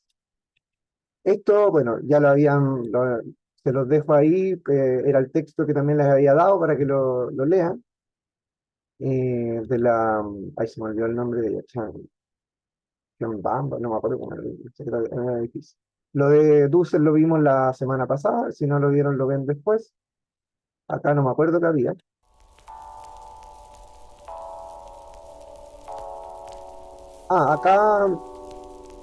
Acá habla un poco de lo que planteaba también Despatriarcalizar el archivo es un proceso, voy a poner un poquitito. un acto necesariamente colectivo, creativo y en libertad. Unir y venir para abrir paso a otras posibilidades de ser, desde otras sensibilidades, desde el cuerpo, desde el deseo, desde los afectos. Escribir sin autorización y en desobediencia. Habitar la desautorización como un comienzo de otras escrituras de lo posible. No solo no pido permiso, sino que desacato las normas. No se puede despatriarcalizar sin descolonizar. El archivo es una de las estructuras principales de la colonialidad del saber. Es preciso descolonizar el inconsciente, es preciso despatriarcalizarnos. Bueno, ahí hay una serie de reflexiones colectivas sobre lo que estamos hablando y también cómo desde distintos ámbitos, digamos, disciplinares se va dando, digamos, esta reflexión sobre la despatriarcalización y descolonización como el horizonte a seguir. Ahí después se los dejo ahí lo pueden ver después. Bueno, y los memes que ya no son sorpresas porque las clases se mandan antes, lamentablemente.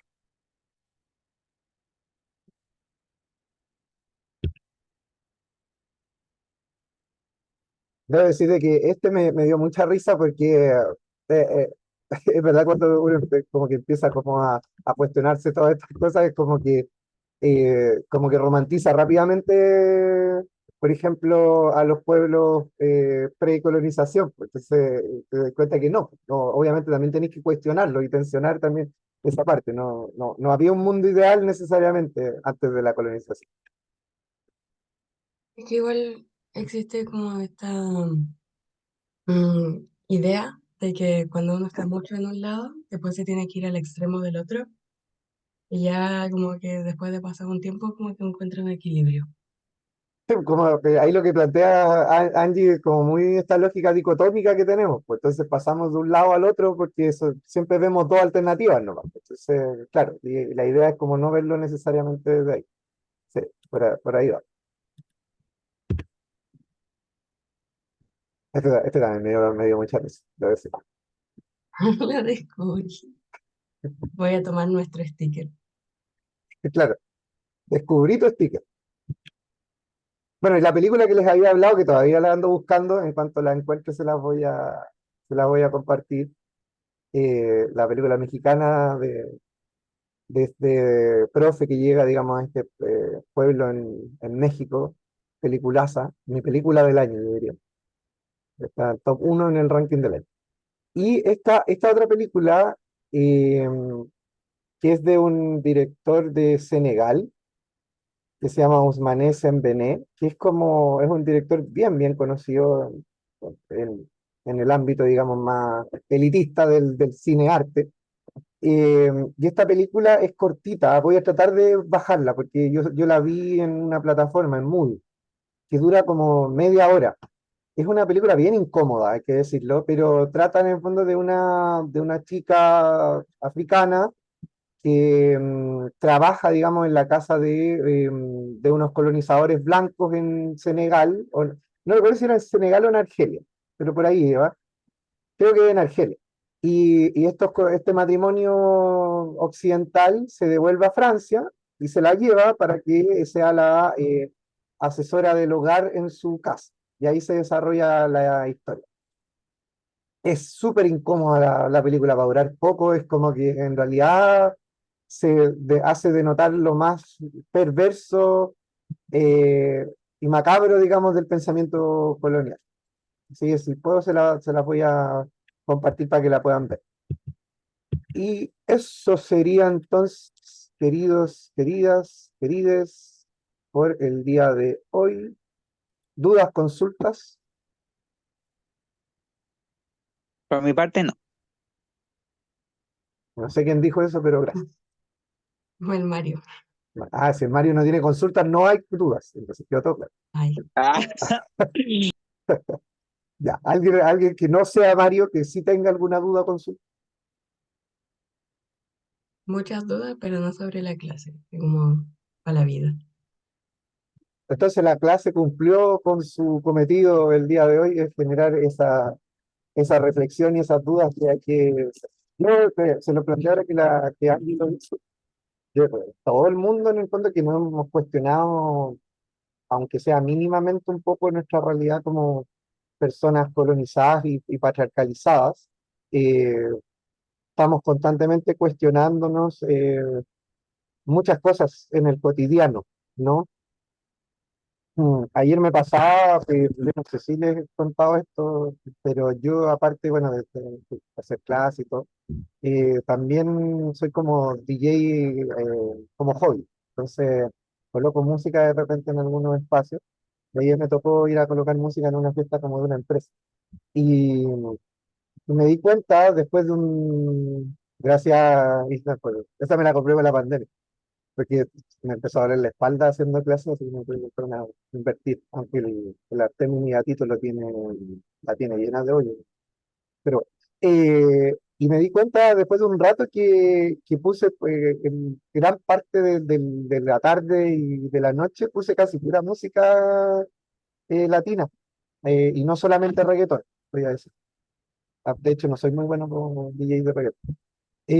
Pero también porque se va dando un poco en ciertos procesos prácticos, ¿no? Porque antes yo en general ponía música mucho de los 80 y 90, pero más gringo y europeo. Entonces, ha sido como una transformación que ayer me di cuenta. Pero también estoy escuchando mucha música más latina, reggaetón champán. No entendí. ¿Quién dice Alex si me regalan el Stormtrooper? No, no, no, no. Eh, Porque estaba acá. Me lo puedo regalar. Puso Jerry Moa en la fiesta, ¿no? No cacho a Jerry Moa. ¿Quién es Jerry Moa? O sí, puse, me falta calle. Ya, de hecho voy a copiar y lo voy a buscar y lo voy a escuchar. Ya, ¿alguna duda? La Ani, dale no. Ya, mire, no sé si tiene que ver con bueno, sí tiene que ver todo. Ah, Estaba en Instagram el otro día y me salió un reel de una niña que decía que decir latinoamericano no era como identidad latinoamericana porque los que nos pusieron latinoamericanos fueron los europeos. o los claro. gringos. Entonces, ¿cómo puedo llamar yo a mi identidad si ya me la impusieron en nombre de lo que podría ser Latinoamérica? Bueno, Entonces, ¿no? Dale, perdón. entonces me causa como esa disyuntiva porque no me gustaría llamarme Latinoamérica si me lo dijo la persona. Si me lo impusieron, pues obvio, sí, estoy totalmente de acuerdo. Ethan te doy al tiro la palabra, pero es como sigue la misma línea de la Ani o contesto lo de la Ani y después te doy la palabra. No, sí, también sigo lo que dice la Entonces, Dani. di lo que tengas que decir. Es que yo personalmente creo que también igual va por un tema de, como decía durante la clase el profe, es aceptar nuestra identidad mestiza, en el fondo. O sea, nosotros no somos pueblos originarios. Nadie de aquí es originario. O sea, a menos que sea alguien que viene precisamente del sur, originario pueblo mapuche, donde no hubo intercambio. Nosotros somos mestizos. Entonces, claro, a lo mejor la identidad latinoamericana puede ser impuesta por fuera y eso es lo que podríamos cambiar. Pero nosotros para generar, yo siento por lo menos que para poder generar este cambio en el fondo, tenemos que aceptar nuestra identidad mestiza, tenemos que aceptar también que no somos inferiores a Europa, no somos inferiores a Norteamérica, en el fondo, que podemos crear conocimiento y podemos crear, llámese latinoamericana, llámese lo que fuera, en el fondo yo creo que es posible crear una identidad sudamericana, incluso podría decir. Porque ¿quién nos dice que no se puede en el fondo? O sea, ¿quiénes nos han dicho que no se puede? Simón Bolívar creo que lo intentó en su tiempo, la Patria Grande en el fondo. Eh, y claro, o sea, se dice que no se puede porque somos muy distintos, pero ¿quién nos dice eso? Nos dicen expertos que no son ni siquiera de Sudamérica, de Latinoamérica, en el fondo son gente que es europea, gente que es norteamericana, gente que ha hecho estudios por universidades del extranjero que nos dice que el pueblo sudamericano es demasiado distinto como para generar una unificación, pero eso es precisamente porque a ellos no les conviene que Latinoamérica se unifique. Porque, primero, o sea, estamos a las puertas de Estados Unidos. Estados Unidos nunca ha tenido una guerra, por ejemplo, que sea en el mismo continente. Siempre han sido guerras en otros países. A Estados Unidos no le conviene que Latinoamérica se unifique porque es un peligro para el imperialismo estadounidense. Y también en Latinoamérica están todos los recursos. O sea, Estados Unidos ya empezó a comprar reservas de agua en Brasil, en distintos países de Sudamérica. Latinoamérica tiene los recursos del mundo, junto con África, en el fondo también. Entonces, Yo creo que parte de todo este proceso, efectivamente, llámese Latinoamérica, llámesele Sudamérica en el fondo, pero también como decía el profe, aceptar esta identidad mestiza que tenemos y también aceptar nuestro potencial que tenemos para crear y para dejar de replicar en el fondo los patrones imperialistas de Europa y de Norteamérica también. Súper bien, gracias, Ethan, también. Hay muchas concepciones que se han impuesto, digamos, de cómo se llama esta parte, digamos, del mundo. Eh, y la mayoría, digamos, obviamente vienen desde la lógica colonial, ¿no? Porque claro, ahí la Ani dice Hispanoamérica, ¿no? Hispanoamérica en realidad es un concepto que habla de los pueblos que hablan español, ¿no? Se habla de Hispanoamérica, ¿no? Lo cual no incluiría cuando hablamos de Latinoamérica, también estamos hablando de los pueblos que tienen un origen del lenguaje en el latín, y ahí eso se incluiría, por ejemplo, Brasil. Eh, bueno, interesante, porque, por ejemplo, este autor, que era el que les mostraba yo, que Ospina, ¿no? Él habla del continente como América mestiza, ¿ya? Que es lo que plantea el Istan, ¿no? Lo que plantea la Silvia Rivera Cositanqui. Primero, entenderse como mestizo, como proceso, primero de reconocimiento identitario, para luego, en el fondo, ir a este cuestionamiento de colonial y despatriarcal, ¿no? Y yo les había hablado también del concepto que se originó, digamos, en una especie de seminario, vamos a hablar, digamos, de representantes de pueblos eh, originarios, digamos, del continente, donde llegaron a la conclusión de que el nombre que existía anteriormente y que debería darse era el que les puse ahí en el chat, el Abya, ¿no? Y que de hecho la María Galindo, la Silvia Rivera Cusicanqui y otros autores y autoras también lo utilizan, el concepto de Abya. Y como que lo que recuerdo es como, tiene varios significados, pero el que me gustaba más a mí era como tierra fértil, ¿no? Y está, también la María Galindo dice, habla del continente sin nombre.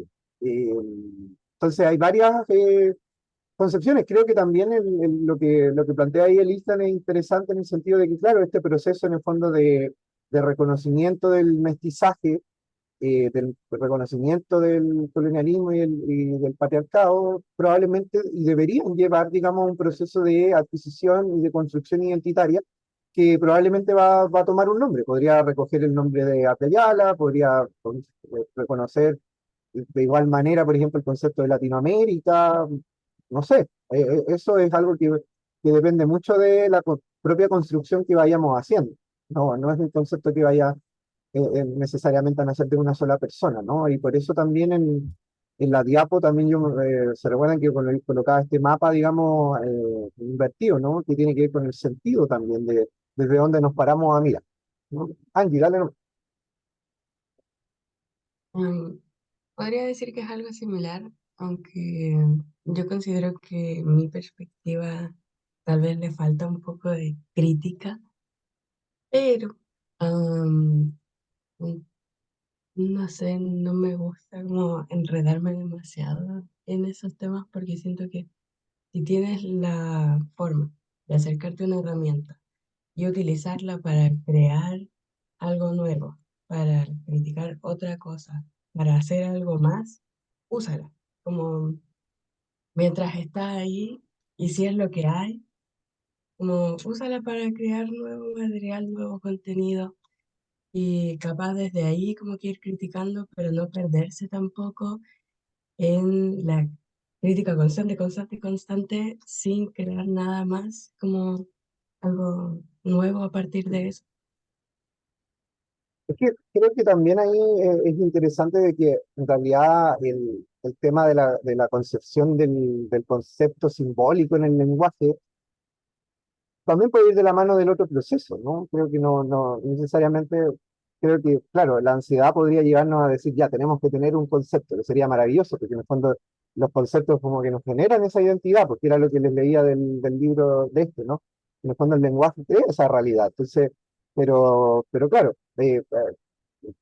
creo que entramparnos en el primer momento en darle una conceptualización, primero antes de tener claro qué es lo que realmente podemos decir como somos identitariamente, creo que es un proceso que como la misma despatriarcalización se va dando en en el plano, ¿no? Aquí les voy a leer algo también del mismo libro, dice, del autor en Google, ¿no? Acá dice, Karl Marx nos dijo, los filósofos se han limitado a interpretar el mundo de diversas formas, pero la cuestión es cambiarlo. ¿Cambiarlo? Este pensamiento está en consonancia con el de todos los condenados de la tierra, en África, en Asia y en Latinoamérica, que están luchando por un orden económico, político y cultural nuevo, libre del imperialismo en su forma colonial, pero también en la más sutil y más peligrosa forma neocolonial. Ese sentimiento de todas las fuerzas de cambio democráticas y socialistas del mundo contemporáneo, ¿no? Porque ahora, claro, lo que plantea la Ani, desde el tema de nuestro lugar del mundo, pero la escritura, sobre todo, más que de Asia, porque, bueno, Asia también es un tema a, a, a integrar, ¿no? Y no, no estoy hablando de Asia, Japón, Asia, Corea del Sur y Asia, China, porque estamos hablando de los países colonizadores de ese lado, varios de esos. Eh, pero sí hay hartos cruces, digamos, entre lo que es, porque Latinoamérica, Abya Yala, o que le queremos llamar, es sur, África también es sur, ¿no? Desde esa lógica, digamos, de ver el mapa así. Y hay harto cruce, digamos, desde las lógicas africanas, ¿no? Desde la escritura africana, y de los procesos políticos africanos por los que ocurren acá, porque somos víctimas también del colonialismo, ¿no? De la esclavitud también, porque hay una mala creencia de que en el fondo la esclavitud solamente se le dio al pueblo africano, también se dio acá, ¿no? Y, y bueno, y las nuevas formas en el fondo que se han dado, digamos, como dice ahí, de neocolonialismo desde otras prácticas. El colonialismo es lo que les planteaba yo ahora, es la práctica cotidiana, el neocolonialismo es el Starbucks, es el McDonald's, ese es el neocolonialismo, ¿no? Ya no es, la religión no es ir a la iglesia, no es ser cristiano, es rezarle al capital, al consumo, ¿no? Ethan ahí dice, creo que uno de los únicos países imperialistas en el hemisferio sur vendría siendo Australia. No sé qué tan imperialista sea Nueva Zelanda. Mira, Nueva Zelanda está en el PPT-11, y es que Nueva Zelanda es un país complicado de entender porque también es un país colonizado, Australia igual, tiene una bandera que en el fondo viene, digamos, desde la lógica de la Gran Bretaña, pero claro, en Nueva Zelanda, por ejemplo, el pueblo maorí y su idioma y sus costumbres, en el fondo, también están en un proceso de decolonización, ¿no? De hecho, en Nueva Zelanda también es un ¿cómo se llama? Un ejemplo a seguir, ¿no? La otra vez yo me compré un libro que no he alcanzado a leer, pero también es de una escritora neozelandesa que habla sobre nuevas formas de metodologías de investigación a partir, digamos, de las tribus originarias de Nueva Zelanda, ¿no? Creo que le compartí a la Ari, la autora, que están mis lecturas pendientes, que probablemente van a ser ocupadas en clases más adelante, no necesariamente en este ramo, pero quizás no. Eh, Eso, para terminar, denle la vuelta, reflexionen, como dijo súper bien Angie, sobre esto, preparen bien la... Dale, Cami, hazme la cosa.